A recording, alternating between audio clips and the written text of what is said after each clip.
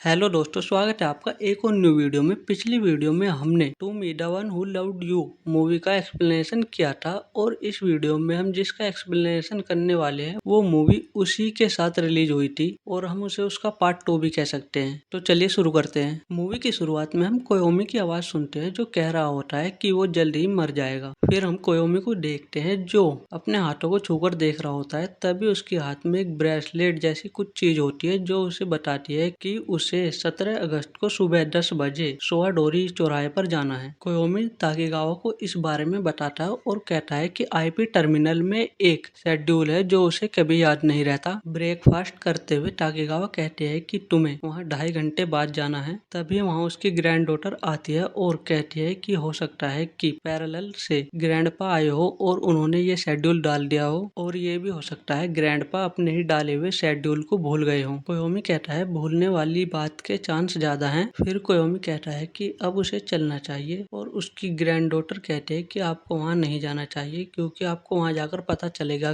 कि आप बूढ़े हो चुके हैं और कितने बड़े भुलक्कड़ हैं। उन तीनों की थोड़ी कन्वर्सेशन होने के बाद सीन चेंज होता है। कोयोमी और ताकेगावा गार्डन में होते हैं और कोयोमी बहुत बेचैन हो रहा होता है। तो ताकेगावा उससे कहती है तुम एक बार जाकर देख क्यों नहीं लेते, शायद तुम्हें याद आ जाए। फिर क्या, कोयोमी अपनी गड्डी लेकर निकल पड़ता है। दूसरे सीन में हम देखते हैं कि कोयोमी चौराहे पर पहुंच चुका है और टाइम भी हो चुका है। वो इधर उधर देखता है और उसे उसी क्रॉसिंग पर शियोरी दिखाई देती है। वो उसके पास जाता है और उससे कहता है कि तुम यहाँ क्यों खड़ी हो, यहाँ पर खतरा है। शियोरी उसे देखती है और खुश होते हुए उससे पूछती है कि क्या तुम मेरे लिए आए हो। कोयोमी कहता है हाँ, मैं तुम्हारे लिए आया हूँ। शियोरी कोयोमी की तरफ हाथ बढ़ाती है। जैसे ही कोयोमी उसका हाथ पकड़ता है शियोरी वहाँ से गायब हो जाती है और कोयोमी उसे देखता ही रह जाता है। कोयोमी अपने ब्रेसलेट से कहता है कि IEPP दिखाओ, लेकिन उसमें एरर आ जाता है। कोयोमी कहता है ये कौन सी जगह है, और तभी सीन चेंज हो जाता है। दूसरे सीन में हम एक आदमी की आवाज सुनते हैं जो कहता है कि जन्म से ही हमें अनगिनत चॉइसेस मिलती हैं। किसी एक को चुनने के बाद जो वर्ल्ड बचते हैं वो पैरेलल वर्ल्ड बन जाते हैं। इन्हें ही पैरेलल वर्ल्ड कहते हैं। पैरेलल वर्ल्ड में सफर करने को पैरेलल शिफ्टिंग कहते हैं। हालांकि इसका चाल चलन शरीर के लिए नहीं होता। हम देखते हैं कि वो कोयोमी की ही आवाज होती है। वो बताता है कि जब वो 7 साल का था उसने अपनी पहली बड़ी चॉइस की। वो इस जगह पर होता है और उसके मॉम डैड उससे आकर पूछते हैं कि तुम किसके साथ रहोगे। वो उस समय बच्चा होता है तो अपनी मॉम का साथ चुनता है और उन दोनों के तलाक के बाद वो अपने डैड से कभी कभी मिल पाता है। उसके बाद उसकी मॉम अपने पेरेंट्स के पास चली गई। यहाँ हमें थोड़ा उनके घर के बारे में बताया जाता है कि ये घर तब का है तब उसके दादा पैदा भी नहीं हुए थे। अगले सीन में हम देखते हैं कि कोयोमी एक टॉय गन से खेल रहा होता है। उसके दादा के पूछने पर बताता है कि ये गन उसे उसके डैड ने दी है उसके 8वें जन्मदिन पर। फिर वो उस गन को यूनो की तरफ करता है लेकिन उसके दादा उससे वो छीन लेते हैं और उसकी पैकिंग दिखाते हुए कहते हैं कि ये 10 साल से ऊपर के लिए है और उसे लेकर चले जाते हैं। तभी वहाँ उसकी मॉम आती है और उससे पूछते हैं कि क्या हुआ। कोयोमी रोते हुए कहता है कि वो कभी भी अपने दादा से बात नहीं करेगा। उसके बाद हम देखते हैं कि कोयोमी एक जगह बैठा हुआ होता है और उसके पास यूनो आती है। फिर वो अपनी मोम से जाकर पूछता है कि क्या वो यूनो को बाहर घुमाने ले जाए। उसकी मोम उससे कहती है कि अब इसका ख्याल तुम्हें ही रखना है, और उनके पीछे हम देखते हैं कि उसके दादा मर चुके हैं। फिर वो दोनों बाहर आ जाते हैं। यूनो भौंकते हुए भागती है। तभी कोयोमी भी उसके पीछे भागता है उसे पकड़ने के लिए, लेकिन वो बैलेंस नहीं कर पाता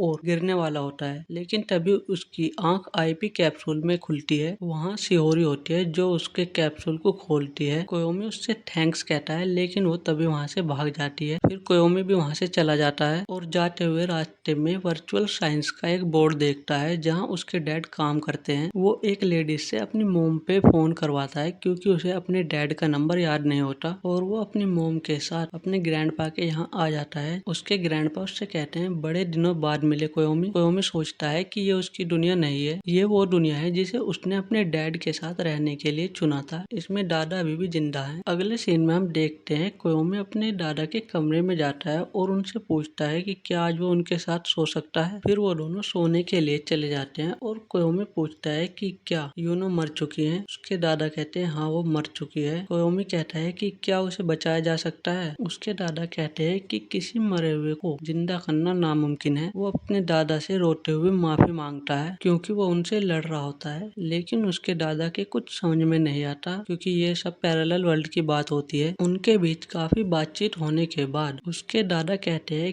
कि कोशिश करने के लिए हमें पहले पहल करनी पड़ेगी, क्या पता हमें अलग नतीजे मिले और तुम्हारे पास काफी रास्ते हों। फिर हम एडल्ट कोयोमी की आवाज सुनते हैं जो कहता है कि दादा ने उसे संभावनाओं के मतलब के बारे में समझाया, लेकिन उस समय वो समझ नहीं पाया। अगले सीन में हम देखते हैं कि कोयोमी अपनी मोम के पास उठता है और उनसे पूछता है कि दादा कहाँ है। उसकी मोम बताती है कि उसके दादा के अंतिम संस्कार की तैयारी हो चुकी है, वो अंदर सो रहे हैं। फिर हम उसके दादा का फ्यूनरल देखते हैं। धीरे धीरे सभी वहाँ से चले जाते हैं, लेकिन कोयोमी वहीं बैठा होता है। फिर हम कोयोमी को देखते हैं, वो अपनी मोम की मदद कर रहा होता है। उसकी मोम उसे एक ड्रॉर खोलने को कहती है। उसे उसमें वही गन मिलती है जो उसके दादा ने उससे ली थी। उसमें उसे एक नोट मिलता है जिसमें उसके दादा उसे 10वें बर्थडे की शुभकामनाएं देते हुए कहते हैं कि इसे जानवरों और लोगों पर मत चलाना। फिर कोयोमी कहता है कि इस हादसे ने उसे पहली बार पैरेलल वर्ल्ड का एहसास कराया। उसकी दुनिया में भी यूनो 2 साल बाद मर गई और उसे पैरेलल वर्ल्ड वाली जगह ही दफनाया गया। पैरेलल वर्ल्ड की मौजूदगी का सही से पता चल गया और इस बात की न्यूज की अनाउंसमेंट सबसे पहले जापान के वर्चुअल साइंस इंस्टीट्यूट ने की। ये वही इंस्टीट्यूट है जहाँ उसके डैड काम करते हैं। उसके डैड और उनकी रिसर्च के रिजल्ट ने पूरी दुनिया का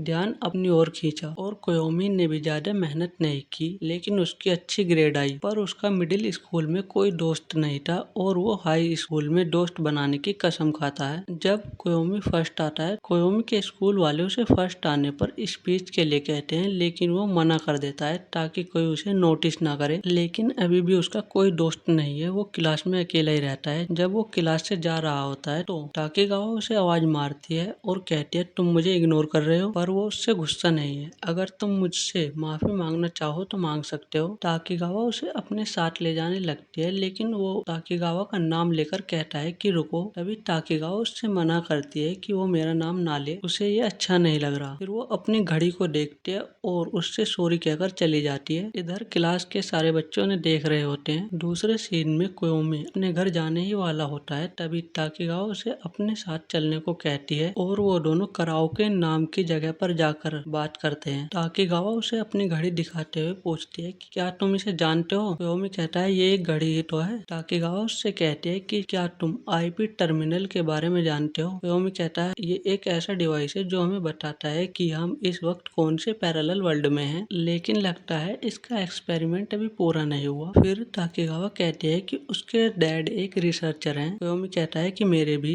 लेकिन ताकेगावा को ये पहले से ही पता होता है। फिर ताकेगावा कोयोमी के पास जाती है और उसे अपना आईपी टर्मिनल डिवाइस दिखाती है और कहती है वो पैरेलल वर्ल्ड नंबर 85 से आई है। उसने अनजाने में पैरेलल शिफ्ट कर लिया है। कोयोमी कहता है लेकिन तुम मुझे क्यों ढूंढ रही हो। ताकेगावा कहती है क्योंकि तुम एक लवर हो। कोयोमी कहता है कि उस इंसान से मेरा क्या लेना देना। फिर ताकेगावा उसे देखती रहती है और कोयोमी भी उसे देखते हुए ड्रिंक पी रहा होता है और उसे एकदम से हंसी आती है और कहता है मैं तुम्हारा लवर हूँ। ताकेगावा हाँ करते हुए कहते हैं कि तुम कुछ नहीं समझते, तुम मेरे वाले कोयोमी से बिल्कुल अलग हो। जिस कोयोमी को मैं जानती हूँ वो कभी नहीं डरता और वो भरोसे के लायक है। कुछ बातों के बाद ताकेगावा अपनी साइंस वाली बातों पर आती है जो हमारे बिल्कुल सर के ऊपर से जाती है, क्योंकि हम ठहरे कॉमर्स वाले। ताकेगावा कहती है जब तक उसने कोयोमी से बात नहीं की, जब तक उसे पता नहीं चला कि वो शिफ्ट हो गई है। काफी बकचोदी के बाद कोयोमी उससे डेट के लिए पूछता है और फिर डरते हुए कहता है कि सॉरी मैंने ज्यादा जल्दी कह दिया। ताकेगावा कहते हैं कि अगर मैं अपनी दुनिया की कोयोमी को पसंद करती हूँ तो तुम्हारी दुनिया की ताकेगावा भी तुम्हें पसंद करती होगी। तुम्हारे लिए रास्ते की चॉइस तक पहुँचने के लिए एक मौका हो सकता है। वेल तुम इंटरेस्टेड हो तो चलो। और वो दोनों वहाँ से चले जाते हैं। अगले दिन जब कोयोमी स्कूल आता है तो तभी ताकेगावा भी आ जाती है और वो उसे देखकर कहता है कि